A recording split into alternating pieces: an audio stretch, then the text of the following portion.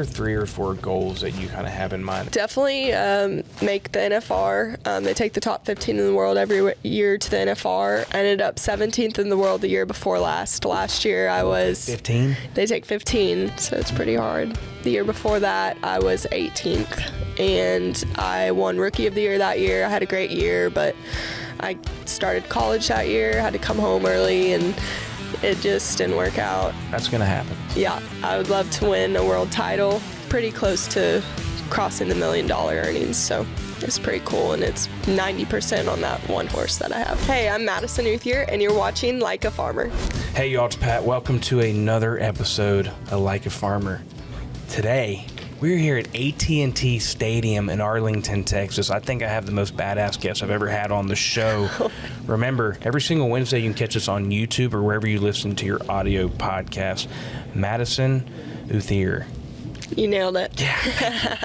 Hey, let's just start with how big of a badass you are, okay? I mean, I'm just going to throw it out there. We talked a little bit off camera before, but this is your 5th time that you're about to compete here in AT&T Stadium. Is that correct? That's correct. I mean, tell me, let's back up to the first time when you walk into this mecca. I'm assuming outside of Houston Rodeo, which you maybe have done before. But, like, tell me, first off, AT&T Stadium, walking in here the first time, like, how awesome is that? Oh, it's unreal. So the first time I competed here, I was actually 16 years old. So I definitely had never competed in any major stadium, let alone one like this. And it was for the first year that the American Rodeo added breakaway roping, which is the event I do, into the rodeo at the American. And I ended up winning the American that year.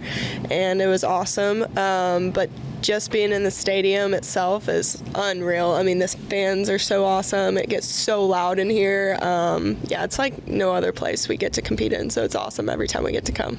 Little subtle flex there for people listening, like winning the American at what age? 16. That's the youngest ever, I'm assuming, right? Yes, sir. How does that even, please don't say, sir. Matter of fact, you saying that, how old do you think I am, just right off the bat? 32. Did I look nail that it? up? You I did. nailed I it. swear I didn't. Okay. Oh, yeah. And I really want to dig in on the American and winning that, but since you just said it, like, how does that feel at 16 years old? Like, you're not even supposed to be worried about winning the American. It's just like, hey, what test am I taking in school tomorrow? What am I going to wear to prom or whatever? And you're talking about winning the American? Yeah, it was pretty unreal. I definitely wasn't expecting it. It was kind of in the uprising of breakaway roping. It was, like I said, the first time it was added to the American Rodeo, and it was just getting added to a bunch of bigger rodeos. And so it was awesome to be at the forefront of the sport and it exploding kind of really soon after that. We got added into a lot of other big rodeos, and I got, the chance to just kind of ride the wave up along with the sport rising up. Breakaway's been around for a long time, but it's just now getting added to these big rodeos still. So it's pretty cool to be a part of it all. So at 16, I was just taking it all in. I played polo pretty competitively through high school as well. My mom was a professional polo player. My dad was a professional rodeo cowboy, so I kind of had the best of both worlds, and I loved doing both at that age. But at that time, it kind of solidified that I was going to do this kind of for a living. So educate everybody when you think about Breakaway, because you just said it. I mean, kind of being a new event in the rodeo space. Like, how do you even go about learning how to do it? I'm sure you did it your whole life. Yeah. And why is it getting more popular in the sport of rodeo? Yep. So it's a women's only event, and it's where the girls come out of a box on their horse, have a rope. We rope the calf around the neck, and there's a string tied to our saddle horn that the rope is attached to, and it breaks away, and you have a flag tied to the end of your string so that you can see it. Time stops, 1-2 second runs are, the goal time, so it's really quick. And, I just think that with the evolution of rodeo growing in general, getting in the public eye more, I think that it really excelled well because it's a super fun event for the fans to get involved with. It's another women's event getting added to rodeo. Before that, it was only barrel racing that were in the big rodeos. And so growing up, I loved watching rodeo, and I followed my dad around at the biggest rodeos in the world, watching him. And the reality for me was I was just had to be a barrel racer if I wanted to rodeo professionally. So now that the women's events have grown to where you can breakaway too for a living, it's pretty cool to have that. And I just think that the accumulation of it doing so well at events like the American is just, it's grown in popularity, and rodeos are seeing that, and now we get to travel the world doing it. No kidding. You trust me, we talked a little bit. You've been securing some bags doing this breakaway, so you are doing more than just making a living. You mentioned one thing about how the public eye is now seeing rodeo. We talked a little bit about PBR, how popular that's getting. Yes. The whole lifestyle of this, we'll call it Western lifestyle, or call it rural America lifestyle, whatever you want to call it. But why do you think it's getting so popular? Because it's unbelievable. You're selling out AT&T Stadium. Yes. I think country music has been a cool, adjacent figure to tie into this rodeo stuff, which is awesome, and I think it's brought more fans. But why is it getting so popular? I think it's just, what America wants to get back to. We have the national anthem. We have a prayer at each and every rodeo across the country. It's filled with amazing people that are genuine, hardworking people, and I think that, that conveys throughout every performance, no matter where you're at, where you're watching a rodeo. I mean, we'll be in Washington State, or we can be in AT&T Stadium, and the patriotism and just the camaraderie of the people that are involved in rodeo is so strong and so apparent to not only the fans, but just everybody who's watching on TV now. It's just a great thing to be a part of. It's a great lifestyle. Everybody in the sport is really rooting for you. I know tonight we get to do kind of like a team thing, but usually we're competing individually, and it's crazy to see how much camaraderie there is between us athletes, because we really are rooting for each other all the time, and I feel like you don't see that in most other sports. And so I really do think that's what differentiates rodeo, and really, a lot of people are getting involved in it because of that. Who's on your team tonight? Cheyenne McCartney is the breakaway roping teammate that I have, and then of course we get to watch all the other guys in the other events and girls. So yeah, it's gonna be really fun. Usually, we aren't really into the other events. You're kind of like, you go to a rodeo, and I'm kind of just focused on my event, doing my thing, then going to the next one. But tonight's gonna be really cool because we're cheering on our bareback riders, saddle bronc riders, barrel racers. So it's really cool. That is so cool. I play a game on this show. Okay, we're going to play multiple games, actually. Okay. Get some prizes, all of that. First game, Cut to the Chase, presented by Case Knives. Okay. This is actually your knife. Oh, awesome. I want you to take a look at this. This is one of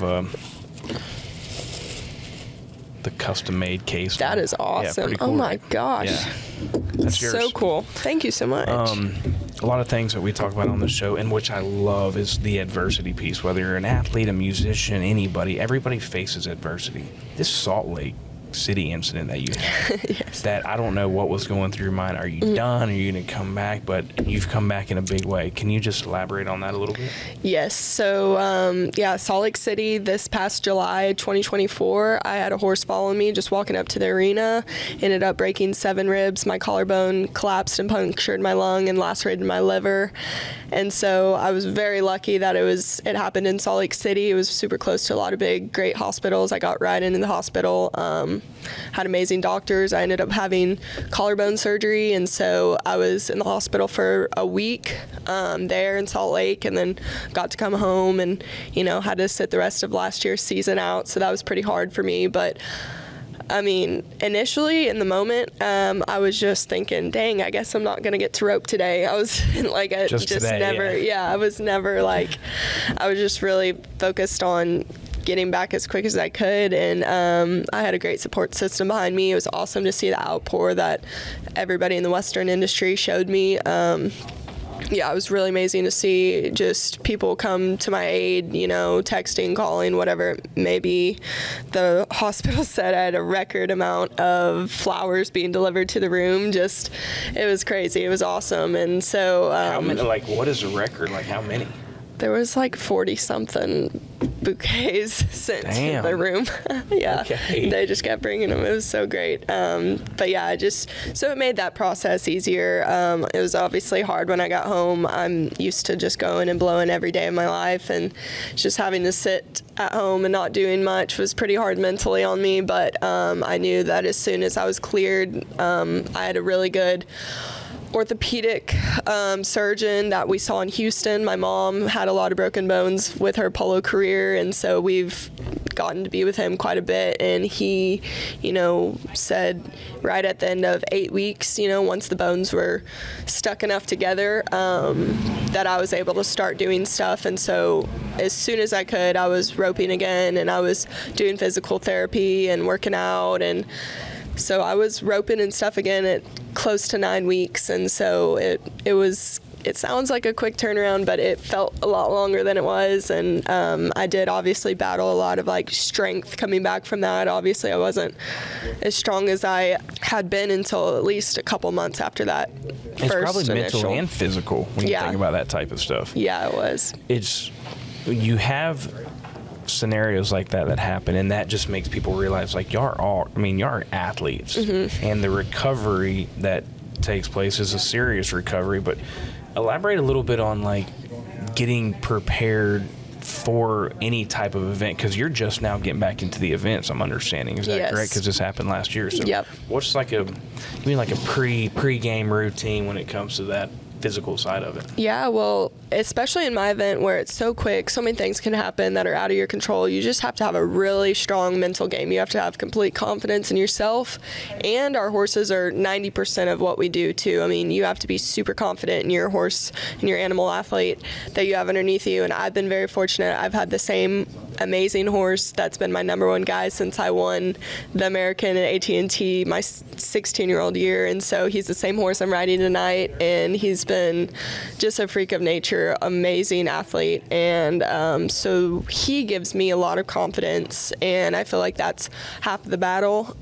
If you go in there and you have confidence in yourself and your abilities and your horse, that's the main goal, because a lot of stuff can happen in rodeo, especially when you have two animals that one you can control, usually the one that you're on, but the one that you're chasing after or whatnot, you cannot control them at all. So really, at the end of the day, it's crazy how much goes into making a perfect run, and it doesn't happen often. So especially when you're going for first every time, and everything has to line up perfectly in the breakaway roping to be fast. So you just have to keep confidence, even if it's not going good. You just have to brush it off and be ready to win the next chance you get.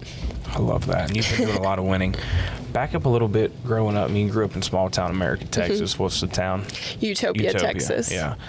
I feel like I feel like you could just draw a list of these Texas, like, smaller town names. And I saw something online the other day of, I think it was Ross Chastain, good friend. He's a NASCAR driver, and he had to name some of these like small town American names. Like some of these names, especially the state of Texas makes up, is just mind blowing. But when did you start doing the rodeo stuff? I know your dad was in the game. Your mom obviously was an athlete. I'm sure you got on a horse at the age of 3. But yeah, I actually got on a horse. They put me on one before I could even walk, and led me around in it. Went to the Utopia Horse Club and led me around in the events. And so I loved it from a young age. I rode horses every day from the time I could walk, and I'm fortunate my family owns a breeding program in Utopia, Texas, where we breed our own quarter horses, and so we've always been surrounded with great horses that I've gotten to be on. And then I started youth rodeoing and really getting competitive more so when I got into like the 5th, 6th grade, and just kind of kept doing it on from there.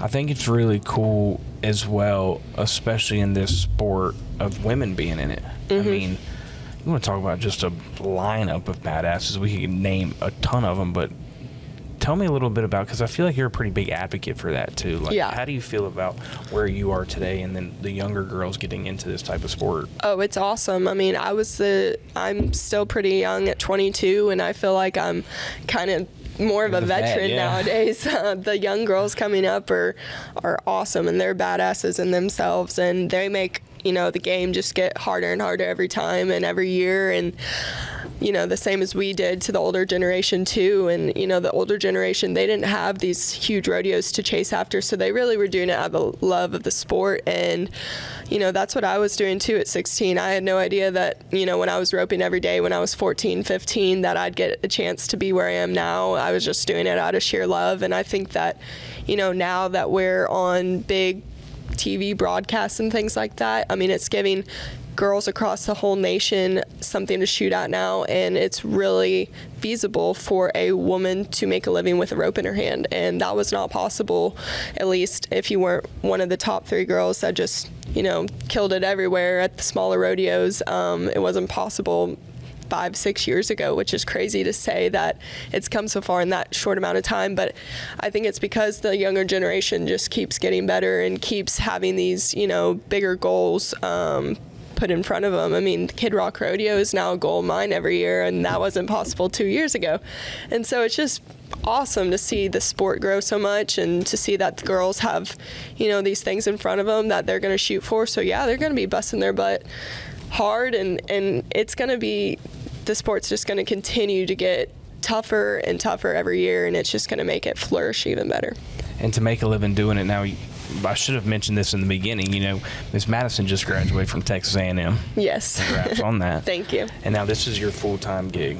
And your goal is, okay, I studied in college, it was awesome, but I'm going to rodeo. I can make a living out of this. Yeah. Fifth time in AT&T Stadium. You just told me before the cameras went on that you've won like over $100,000 in this arena. How did that feel when that happened? Yeah, it was awesome. So the first year at the American, I won $110,000 there, and then I got to come here for the first Women's Rodeo World Championship back in 2020, and I won $60,000 there. And so it's awesome that these big events are giving us the chance at that amount of money, because when you're doing this for a living, it's awesome to have a chance at that much money. But that's what's happening, a lot more than, it used to be. There's these big events like this that give us a chance to make a really good living at this, and it really helps us out throughout the year. So you were 16 when you won. What was it, over 100,000? Yes. Like, can they even legally pay you that? Yeah. And where does it go? Like an account? Or? Yeah, it went into some stocks. So that was good. That's awesome. Hey, I play another game on the show, okay? This game's called Give 'em the Boot, presented by TECOVAS. Now, I truly apologize, but you do have a brand new pair of TECOVAS coming to you. Oh, that's awesome. So I'm gonna get an address to send them to you, but I usually have them here. It's awesome. But oh, man. This is the game, okay? Okay. 4 questions. Mm-hmm. You can give one of them the boot, Madison, but if you give one of them the boot, you have to answer the rest of them. Okay. Now, you don't have to give any of them the boot. Okay. I've only had like 2 or 3 people actually give the boot. I think one of them was Gavin Adcock, and one other gave him the boot. Gavin was just a scaredy cat. Uncle Cracker, yes, you're right. So those are the 2 that actually had to give the boot, but you don't have to. Okay. Give them the boot, presented by TECOVAS. Who's your favorite rodeo competitor of all time? I would in any event. I would say Sherry Servey, and she's a barrel racer, not a breakaway roper, and that's because she just was the most winningest cowgirl in the world when I was growing up watching rodeo, and that's who I strive to be like. It wasn't necessarily that I wanted to be a breakaway roper, I just wanted to be a winner like her. So how much money did she make all the time? Millions. Yeah. I love that. I mean, and we've talked about a little bit, like the money that is coming into this sport to give the opportunity to pay these people is awesome. It is. Next question. Oh, yeah, this is great. What did you buy with your first rodeo check? Oh, I would probably say my first big purchase myself that I remember was a truck. F350 dually silver truck. Still got it?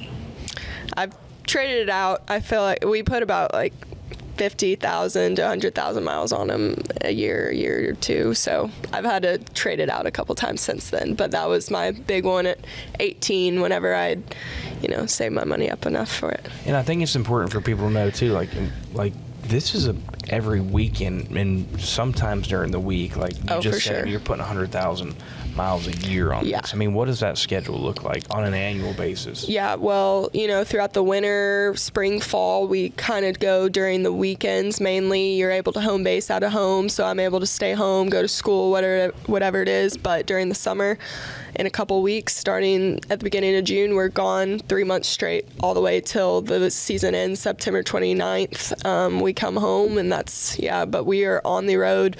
I won't come home for 3 months, and we'll be out there just going from rodeo to rodeo across the country, so it's pretty cool. Well, you need to do like a little content series just on that. Yeah.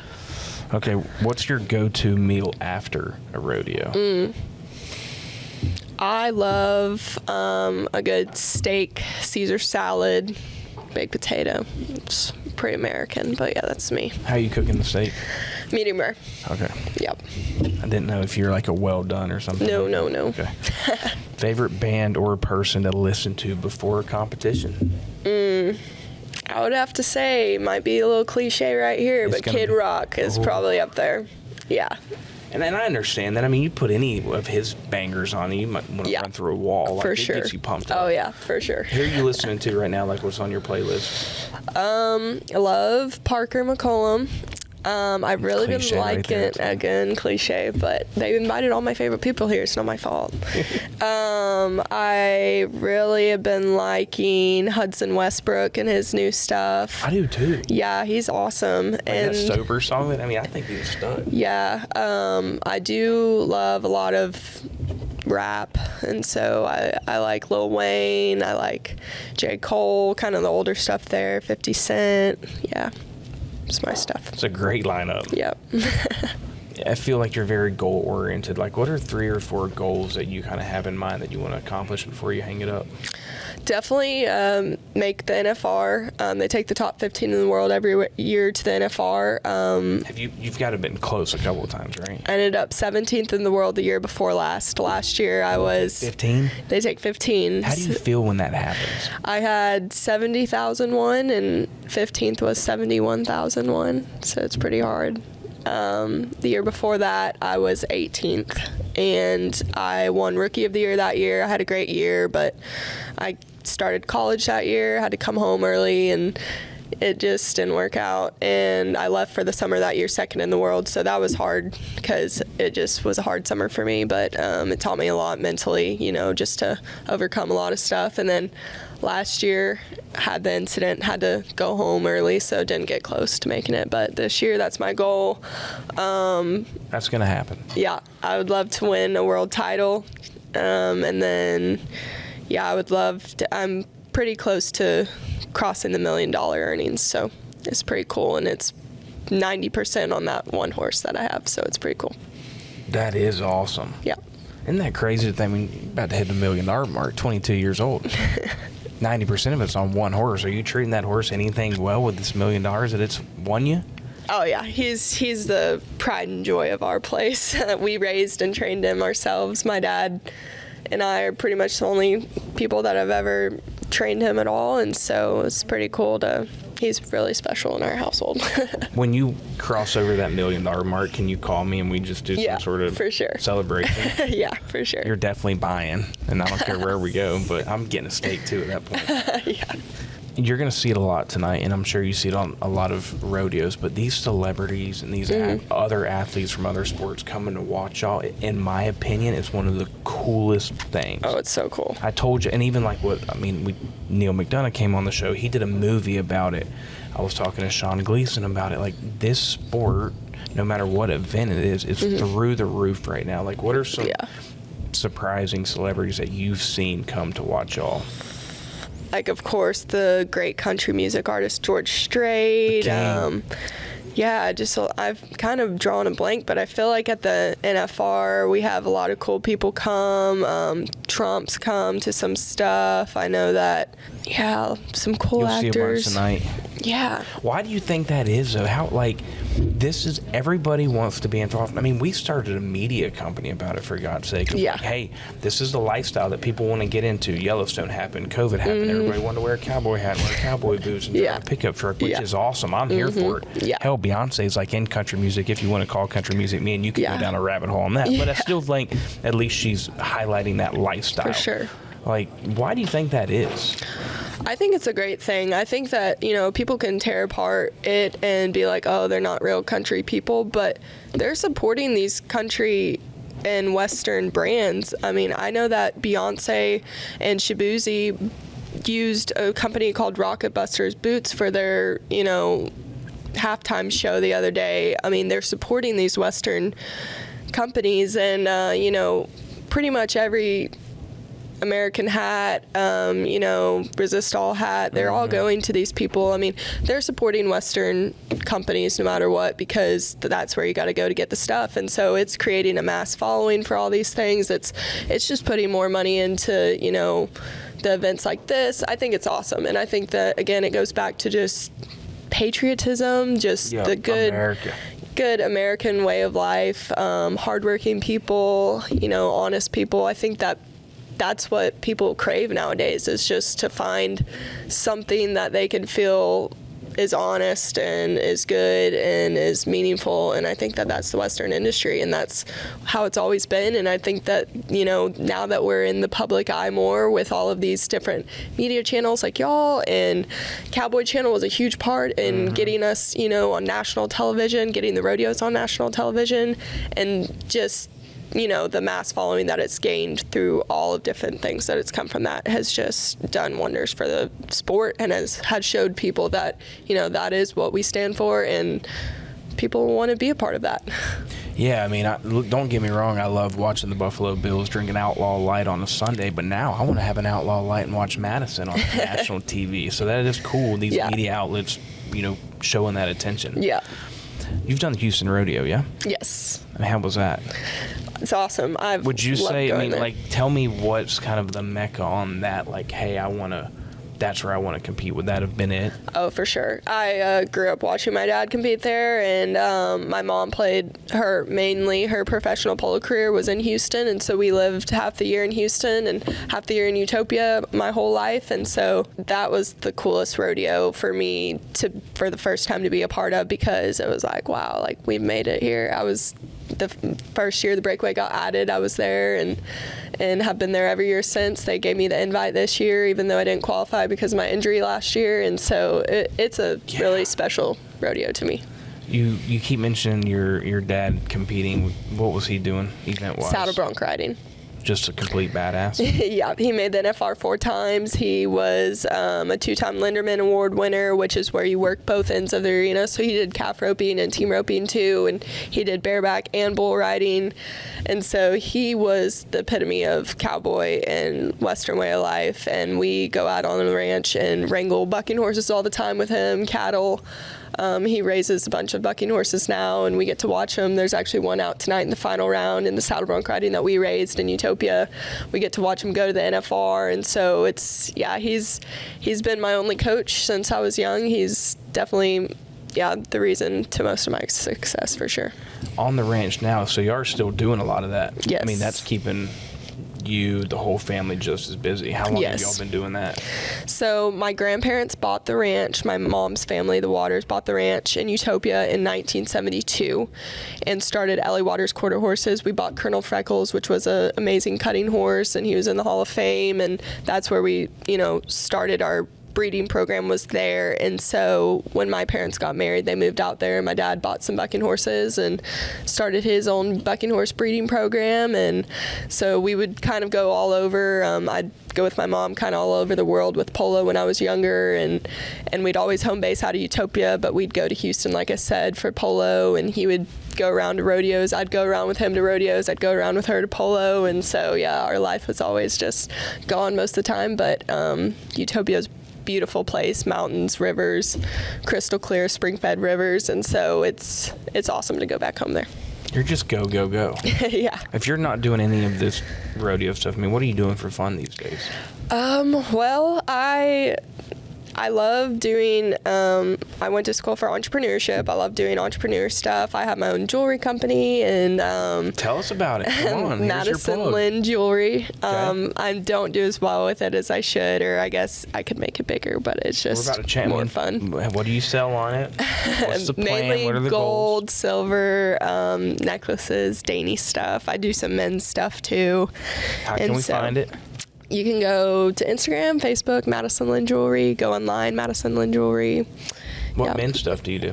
Mainly just chains. So I have some silver, some gold chains, some black chains. Yeah. How'd you get into that?